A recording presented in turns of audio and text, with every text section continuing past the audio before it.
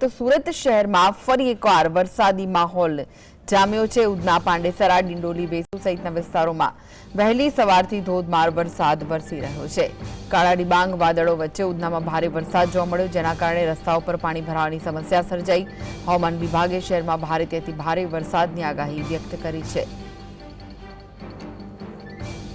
હવામાન વિભાગની આગાહીના પગલે સુરત શહેરની અંદર વરસાદી માહોલ જોવા શકાય છે। અત્યારે ઉધના સહિતના અલગ અલગ વિસ્તારોની અંદર ધોધમાર વરસાદ જે છે તે વરસી રહ્યો છે। હવામાન વિભાગ દ્વારા જે રીતના આગાહી કરવામાં આવી હતી છેલ્લા 5 દિવસ અતિ ભારે વરસાદ જે છે તે જોવા મળશે, ત્યારે જે રીતના અત્યારે ઉધના, પાંડેસરા, લિંબાયત સહિતના અલગ અલગ વિસ્તારોની અંદર ધોધમાર વરસાદ જે છે તે હાલ જોવા મળી રહ્યો છે। અચાનક જ વરસાદ પડતા લોકો જે છે તે અત્યારે ભીંજાયા છે, પરંતુ લાંબા સમયથી વરસાદે વિરામ લીધો હતો અને વિરામ બાદ હવે ફરીથી ધોધમાર વરસાદની એન્ટ્રી સુરત શહેરની અંદર જોવા મળી રહી છે। ત્યારે ફરીથી જે દ્રશ્યો અત્યારે જોવા મળી રહ્યા છે, ઉધના વિસ્તારના જે દ્રશ્યો જે છે તે હાલ સામે આવી રહ્યા છે।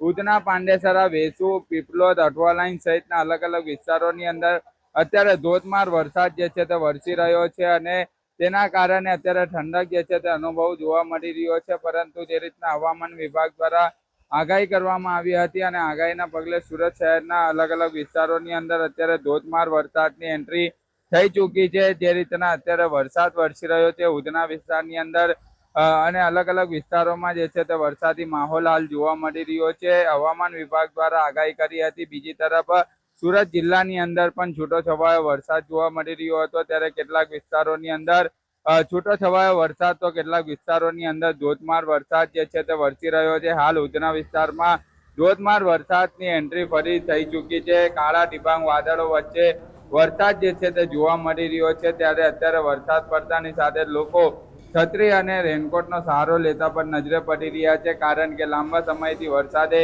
વિરામ લીધો હતો। વિરામ લેવાના કારણે જે ગરમી અને જે માહોલ જોવા મળ્યો હતો, પરંતુ હાલ જે રીતના અત્યારે ઉધના સહિતના અલગ અલગ વિસ્તારોની અંદર ફરીથી ધોધમાર વરસાદ જોવા મળી રહ્યો છે, ત્યારે ઠંડક અનુભવ જોવા મળી રહ્યો છે। પરંતુ આ જો વરસાદ અવિરતપણે વરસે તો પછી સુરત મહાનગરપાલિકાની પોલ પણ ખુલે તેવા પૂરેપૂરી સંભાવના જે છે તે હાલ જોવા મળી રહી છે, કારણ કે અત્યારે કાળા ડિબાંગ વાદળો વચ્ચે વરસાદી માહોલ જામી ચૂક્યો છે અને વરસાદી માહોલ જામવાના કારણે અત્યારે સુરત સહિત અલગ અલગ જે ઉધના શહેરની અંદર વરસાદી માહોલ હાલ જોવા મળી રહ્યો છે। સાહેબ